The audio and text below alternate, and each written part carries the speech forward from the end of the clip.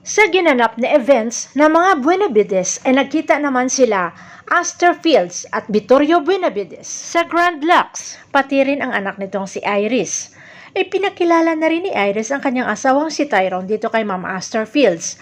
Sagot ni Ma'am Astor ay nakilala niya na ito si Tyrone kanina lamang.